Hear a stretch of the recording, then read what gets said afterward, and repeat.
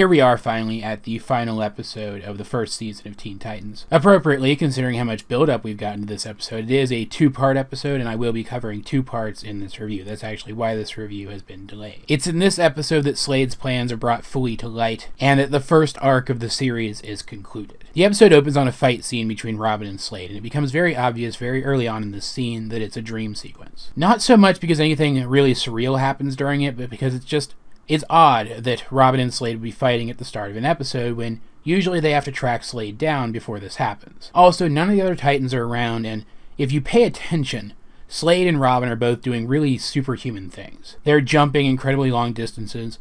Robin's missed punches are hitting these stone pillars around the area in which they're fighting, and the pillars are being destroyed by it. And eventually you realize it's something similar to the cave scene from The Empire Strikes Back, where Luke fights Darth Vader only to discover that it was actually him wearing the mask, showing that he has the potential to become the same caliber of evil as his greatest enemy. Robin defeats Slade, unmasks him, and sees his own face on Slade's body, and then looks around and realizes that the pillars he's been destroying this entire time are actually shaped like his friends. This was an excellent way to reiterate for us the obsession that Robin feels towards bringing down Slade and all of the potential destruction that it might cause, while also giving us an exciting action scene to hold our attention. While the action scenes in this show have never not been intelligent and have never not been interesting to watch, there has been a weakness in this show so far in that most of the action scenes happen apart from the character development. You will get scenes of character development and then you will get an action scene, and while you can read into the characterization in the action scenes, and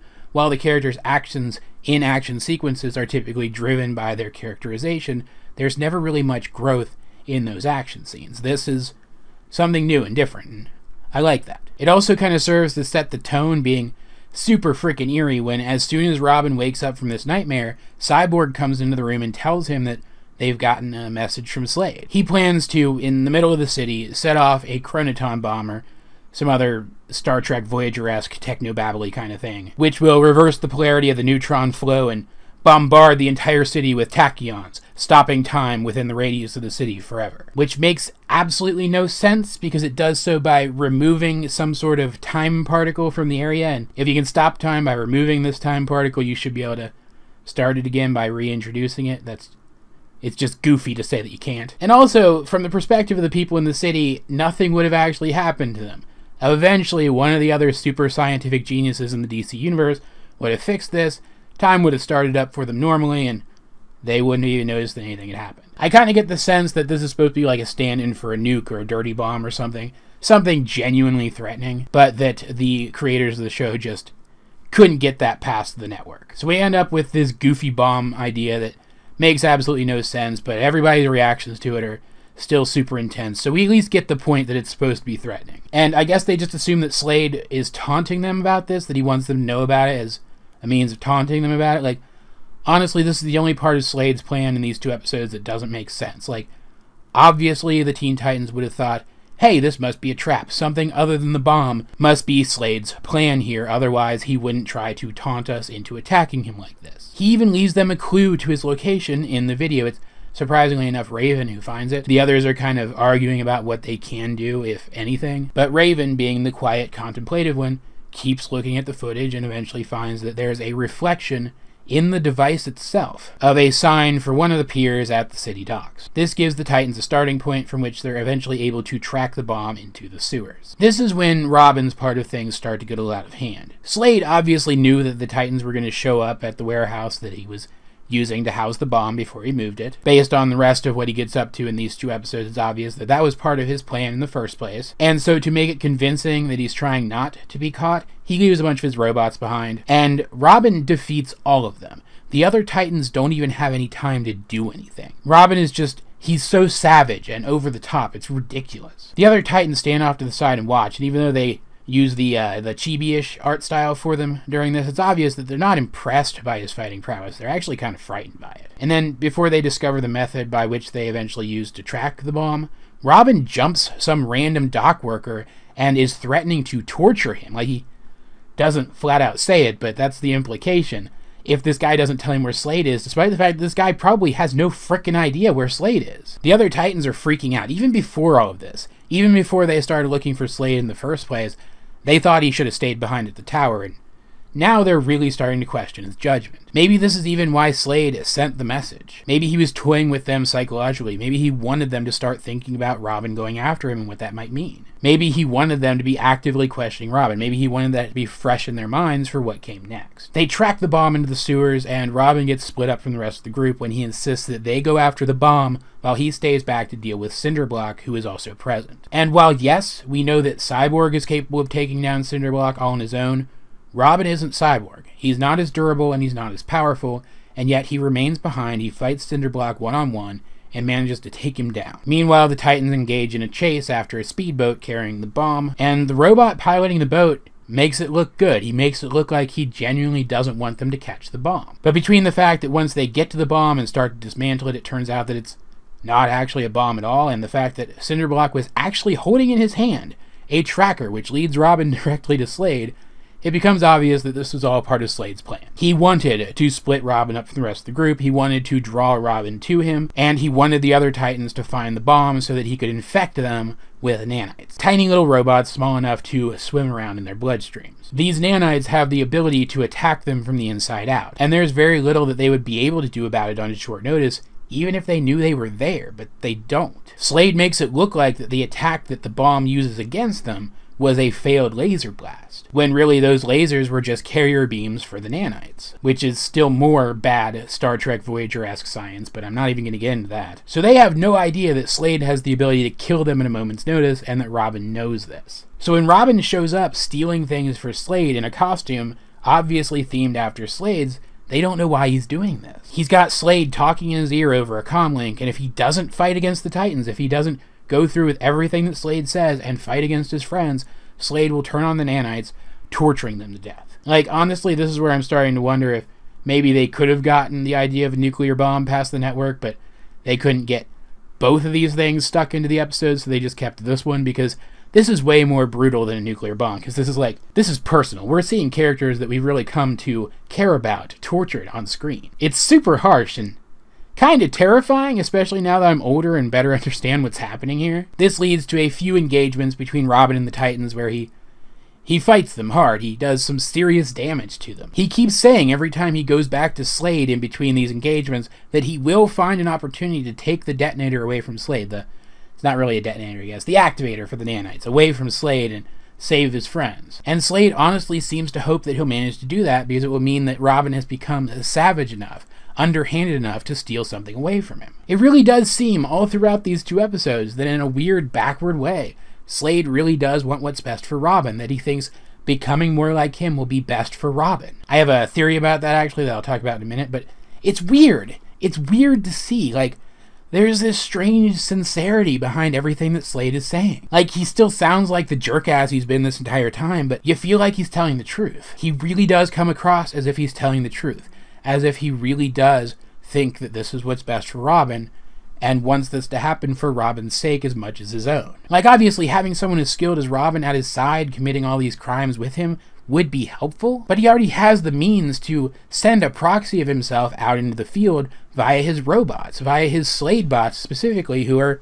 almost as powerful as he is. He doesn't need Robin. There has to be some additional reason for him to want Robin specifically. The conflict between Robin and the Titans in these two episodes eventually comes to a head when Robin and Starfire are left standing off. Robin is pointing an energy blaster, which is actually the first thing he stole for Slade, at Starfire, whereas she's got one of her Star Blasts pointed at him. And Starfire is actually the one to back down. Now, granted, she's significantly more durable than he is, but she pretty much says that she doesn't want to live in a world where they're enemies, and it's honestly kind of depressing and also kind of distressing. It's really sad. And Robin can't go through with shooting her, so Slade turns on the nanites. He doesn't leave them on long enough to kill the Titans, but he does hurt them pretty good, showing Robin exactly how painful their deaths will be if Robin doesn't obey. But this is where Slade makes his first real mistake. He showed his hand now. The Titans are able to deduce that the extreme pain that they felt suddenly wasn't something that Robin caused, that it must be something that Slade's doing. This compels them to check themselves out more thoroughly, and they realize what happened. They realize that they were implanted with the nanites. So as Robin becomes just fed up enough with Slade that he attacks him, regardless of the fact that he hasn't gotten the activator away from him yet. The two of them fighting inside Slade's headquarters in front of the very screens which show the status of the nanites and his friends. His friends, likely tracking the signal from the nanites, managed to find that same location and join him in battle. All throughout this entire episode, Robin has been acting out of desperation. At the beginning, he was acting out of desperation, trying to prove once and for all that he and Slade weren't similar. Later on, he was acting out of desperation to save his friends, but it's the former that matters the most here. Robin has been in such strong denial over the fact that he is anything like Slade that it led to his various questionable outbursts earlier in the episode, but it's in this moment that he finally accepts the truth that he and Slade do have a lot in common, and he uses that to his advantage. He realizes that Slade will care enough about keeping him alive that he purposely infects himself with the nanites as well, recognizing that Slade doesn't have the ability to turn off the nanites in one specific person. He even turns some of Slade's own words from earlier in the episode back around on him, and it's fantastic. It's just such a strong and fantastic character moment. Robin accepts these flaws in himself, and he twists them back around and turns them into something good, a force for good, proving once and for all that while he might be similar to Slade, he is not the same. The Titans fight Slade, they kick his butt, but he still manages to escape. Still, they feel that they've won the day. This was the culmination of all of his plans throughout this last season, which I'm guessing roughly corresponds to a year within the time of the show, and they stopped it. He doesn't have anything else anymore. He's going to have to start from scratch if he wants to hurt them again. And because this was 2 episodes, because this story had plenty of time to unfold, we even get a scene at the end where the characters, they unwind from this. They bond all over again in the wake of this. And during which Robin and Starfire have a very brief but poignant discussion, during which Starfire admits that she actually kind of started to believe that maybe Robin was like Slade, only for Robin to reply that he knows now and admits that he is like Slade, but that it's in the ways that matter the most that they're different, showing definitively how much Robin has grown from all of this, and also mending the damage done to the relationship between these two characters over the course of this arc, all at once. These 2 episodes are absolutely fantastic, and despite the fact that I really love this entire series, I think that this is still probably the best season finale that Titans ever got. Like, there are no arc finales that are bad in Teen Titans, but there were never any other arc finales which felt as raw and emotional and character-driven as this one. Which is saying a lot because pretty much every end-of-arc story in Teen Titans is centered around a character's arc. Slade is just a great villain. He's not much like the comic book version of Slade, or Deathstroke as he's called there, which I have said before, but he's still a great villain for these characters, for this version of these characters. There are thinkers and strategists on their team, but none of them are really equipped to deal with the plan of a mastermind like Slade is in this show. And yet they still, through their teamwork and their perseverance, rise to the occasion, and I really like to see stuff like that. It's really cool. But honestly, I don't think Slade is all that different from his comic book counterpart. If you really break down his characterization, you can reverse engineer his most likely motivations, and they do kind of line up with his characterization in the comics. Slade in the comics isn't an entirely bad guy. He's sometimes an anti-hero, sometimes a not too bad villain. He's mostly just a guy who's out for himself and what he thinks is best for himself at any given point in time. And that perfectly lines up with what we see of Slade here. The Deathstroke of the comics is very much an anti-Batman. I don't know if he was really planned to be that, but he kind of is. He's extremely dangerous when he's had time to prepare for the enemy he's going to be facing. He's very skilled at physical forms of combat. He's got the whole ninja-esque aesthetic and even a ninja-esque skill set. And his backstory is littered with loss, which drives his character now. Taking all of those things in conjunction with the fact that it's these 2 episodes of Titans, which, as far as I remember, are not only the first time, but the only time that Batman is even mentioned in an offhanded way, with Robin referring to his father, and then us seeing bats flying by a window, and also the fight between Robin and the Titans, the final fight between Robin and the Titans taking place on the top of a Wayne Enterprises building. And you can kind of infer that Slade wants a son. He wants a child, he wants a protege, in the same vein as what Robin is to Batman, and that there really just isn't anybody better than Batman's own protege. Also, if Slade has also made note of the parallels between himself and Batman, isn't stealing Batman's son away the kind of thing that you can imagine him getting some sort of perverse pleasure out of. Maybe he even sees the same kind of things in Robin, which led to him and Batman having such a strong bond in the first place. After all, Slade, being a pretty good parallel to Batman, would appreciate similar things in a person, wouldn't he? But maybe he sees what Batman turned Robin into as something short of Robin's full potential and wants to fix that. That is certainly in line with him seemingly wanting what's best for Robin throughout the course of this plot. Slade lives a life devoid of any meaningful connections, and he feels that makes him stronger, so he wants to sever the connections that Robin has, first by becoming Robin's father in place of Batman, and then by eventually forcing Robin to fight his friends so much that he kills them, or else refuses to fight them so many times that Slade is forced to kill them, at which point, in either case, Slade swoops in and fills that void with himself. It's just such a fantastic villain plot. It's so devious, and yet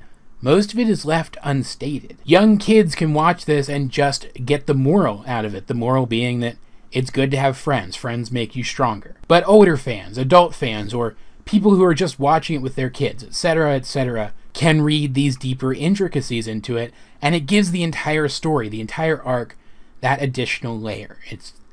It's just great writing. Honestly, the only thing I would change about these two episodes is I would remove any mention of the nanites until very late in the second of these two episodes. I would cut the first episode before Slade mentions the nanites that he had just implanted Robin's friends with. I would keep the scene at the beginning of the second episode where Robin threatens Slade, threatens to wait for a chance when Slade has let his guard down to attack him. But I would remove any mention of the nanites from that scene. I would remove any mention of the nanites from communications between Robin and Slade. And I would only reveal them by first showing the screen monitoring the nanites for the first time as they're fighting. Treat it like wallpaper, like window dressing, for fans to pick up on without actually being directed to it. At which point we would then cut to the Titans finding the nanites and describing what they are. And so that way, throughout the entire second episode, we're right there with the other Titans, wondering why Robin is fighting them, wondering why he's sided with Slade. After all, there was already a scene earlier establishing that he's not being controlled and he's not a replacement. This is him, and while we can see that the Titans are starting to doubt him because they know that, we never do, because we know the truth of why he made this choice. Not revealing the nanite plot to us until the end of the second of these two episodes would have allowed us time to doubt Robin and wonder what was actually going on behind the scenes, just as the Titans themselves were. It would have increased the suspense and I think made the story that much stronger. All of that said, though, this is still 40 minutes of fantastic television, and I would recommend it to anyone. Not even just like superhero fans or Teen Titans fans, but to anyone. This is just, it's that good of a story. You don't even really need to watch the earlier stuff in the arc to get what's going on here.